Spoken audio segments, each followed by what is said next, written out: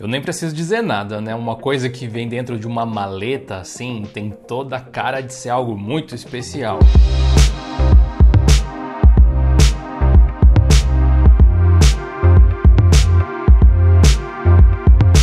E digo pra você, ela realmente é muito especial. Se você ainda não conhecia, isso daqui é uma Zima Board. Ela se parece muito com o Raspberry Pi, mas tem vários recursos interessantes que diferenciam ela. Para te apresentar esse projeto aqui incrível, nós contamos com o apoio do Sandbox. E ainda bem, viu? Porque a gente teve que importar esse treco aqui e converter de dólar é sempre um choro. Então, muito obrigado, Sandbox. O Sandbox é um serviço que te ajuda a organizar o seu e-mail automaticamente com a ajuda de inteligência artificial. Assim você produz mais enquanto o Sandbox tira os spams aí do seu caminho e organiza suas mensagens de acordo com as regras que você definir. Você pode saber mais acessando sandbox.com/diolinux, assim você recebe $25 de crédito para testar a ferramenta. Funciona com qualquer e-mail, o link está aqui na descrição.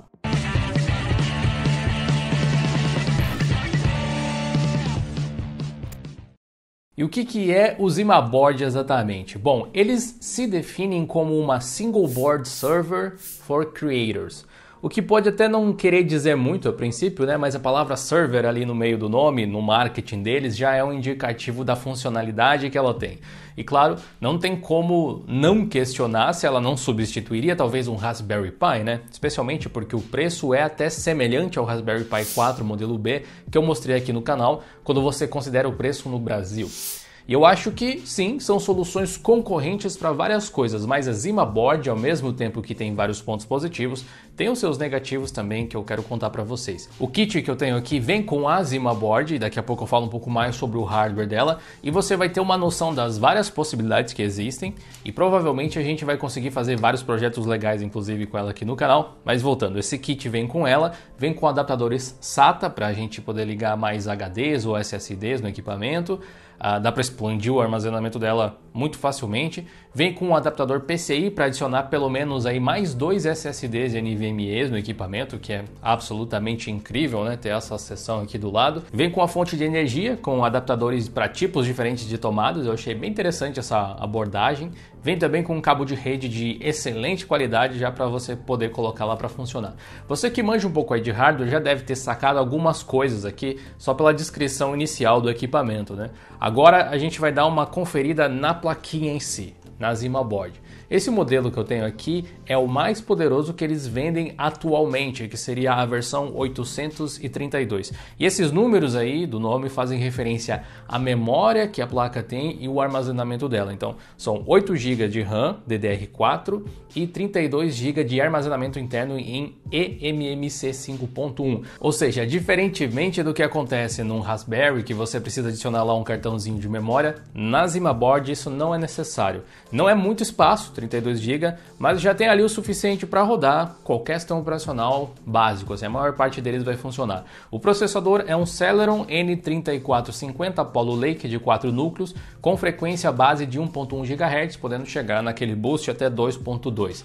Ele também tem um chip gráfico integrado HD 500, que é bem básico, só para dar uma graça aí de presença e mostrar a tela, enfim. Ele consegue rodar algumas coisinhas, mas realmente não é muito forte, é um Celeron, afinal de contas. Inclusive, eu acho que a plaquinha, que a Zima Board tem um CPU Intel Celeron desse tipo, é um grande ponto para ela, tanto positivo quanto negativo. É uma coisa que diferencia muito do Raspberry.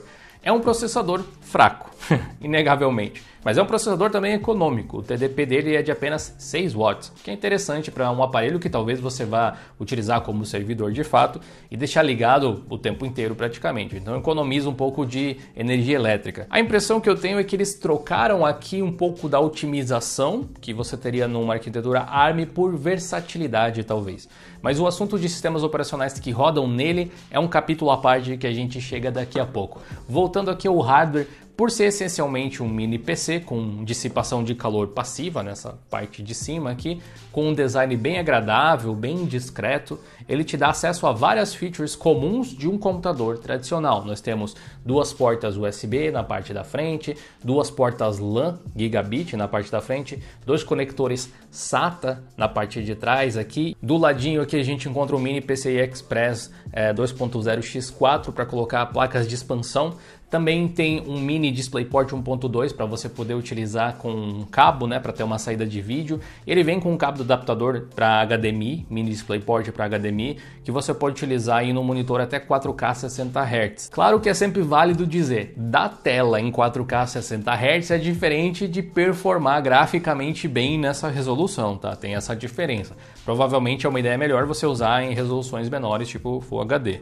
Ele pesa só 278 gramas, é bem leve e já vem montadinho assim, do jeito que você está vendo. Dá até para levar no bolso se você quiser. São mais ou menos 14 centímetros assim de wide, 8 centímetros de long e uns 3 mais ou menos de altura nessa parte aqui mais alta. Como ele é um PCzinho, ele tem o UEFI normal, com muitas opções livres para você configurar, até para desligar o modo gráfico do computador se você quiser. Tem suporte a VTD e VTX, ou seja, dá para você virtualizar sistemas operacionais nesse hardware também com a tecnologia da Intel. E mais uma vez vale lembrar que conseguir fazer não quer dizer fazer bem, ainda é um Celeron, a gente tem que lembrar disso, é uma possibilidade que você tem. E claro, ele tem suporte para transcoding e decoding de vários codecs populares, o que vem a calhar se a gente quiser montar um media server nele, por exemplo. Oficialmente a ZimaBoard tem suporte para Linux, Windows, OpenWRT, pfSense, Android e LibreELEC. Ou seja, dá para instalar quase qualquer sistema operacional nele que seja x86-64, 32 bits também, obviamente. Dá para instalar até o seu Windows 10 se você quiser. Acho que o 11 não seria compatível pelos requisitos mínimos, mas você poderia talvez contornar isso de algumas formas e tal. Não vamos entrar nisso, mas dá para você rodar o Windows também, isso é importante. O OpenWRT e o pfSense são softwares de firewall e de roteador. E como a ZimaBoard tem duas plaquinhas de rede, fica muito interessante implementar uma solução desse tipo nela, porque ela é bem compacta e pronta para isso. Basicamente perfeita para esse uso. E claro, a sua criatividade vai definir o que você pode fazer com ela, né? Então, é excelente. Mesmo com todas essas possibilidades, uma das coisas que eu não tinha mencionado ainda é que a ZimaBoard já vem com um sistema operacional na realidade. Ela vem com o CasaOS, você já ouviu falar? É um sistema baseado no Debian 11. O CasaOS tem muitas coisas legais. Ele é um sistema assim para você criar um servidor com interface amigável até para noobs, eu diria, que trabalha com containers para prover serviços diversos. O pessoal que desenvolve o ZimaBoard é o mesmo que faz o CasaOS. O CasaOS pode ser implementado em qualquer computador e levaria, na verdade, muito mais tempo para mostrar as principais funções dele aqui numa tangente nesse vídeo. Então, que bom que a gente já tem um vídeo completo sobre o CasaOS aqui no canal para você conferir, mostrando como instalar ele também em um outro tipo de computador. Eu deixo o link aqui na descrição, você pode aproveitar, mesmo sem ter uma ZimaBoard. É imperdível. Mas o CasaOS que vem aqui é um pouquinho diferente do que eu mostrei lá no vídeo. Ele já vem num Debian com GNOME nessa plaquinha. O que eu imagino que seja, digamos assim, para facilitar o uso de quem comprar o equipamento, plugar e simplesmente sair utilizando. Acho que é isso que melhor define a ZimaBoard em relação ao Raspberry. Em termos de potência, se falando do modelo 4B que eu tenho aqui pelo menos, eles são até que parecidos. Eu acho que o Raspberry é até melhor se for ver. Mas o ZimaBoard é extremamente prático, ele é um produto assim, quase pronto, né? Do tipo que você compra, chega na sua casa, você liga e está pronto para começar a trabalhar, para usar. Mesmo que você não manje muito de tecnologia, o Raspberry tem mais esse feeling de você montar as coisas, né? Você pode ligar uns SSDs nele, você pode ligar uns pendrives nele, uns HD externos e adicionar bastante armazenamento de alta performance. Ou seja, dá para criar um servidor NAS com ele, muito da hora, com bastante facilidade. Eu acho até que dá para fazer uma versão alternativa ao Synology que eu tenho aqui em casa. Se eu não me engano, essa ZimaBoard aqui tem até mais potência do que o hardware do Synology que eu tenho aqui. O Raspberry ainda se encaixa melhor para projetos onde você vai montar algo um pouco mais particular, onde você talvez até esconda a placa dentro do dispositivo e tal. O ZimaBoard é claramente feito para ficar aí em cima da sua mesa. Ele até vem com uns pezinhos e tal para isso que eu ainda não coloquei, nem sei se vou colocar, mas dá para você fazer. Eu gosto muito do Raspberry Pi e gostei muito do ZimaBoard também. Acho que eles podem ser soluções diferentes para os mesmos problemas e às vezes simplesmente soluções para problemas diferentes, o que é legal também, né? Se a sua ideia é ligar um monte de storage no dispositivo, o ZimaBoard me parece até mais interessante. Se a ideia é rodar um sistema de roteador ou firewall, o hardware já integrado na placa aqui, com as placas de rede com duas saídas, é muito interessante. A possibilidade de expandir as capacidades da placa utilizando PCI também é muito legal com outras saídas de rede, mais USB, enfim, qualquer coisa que encaixe aqui, tecnicamente, pode ser bastante interessante.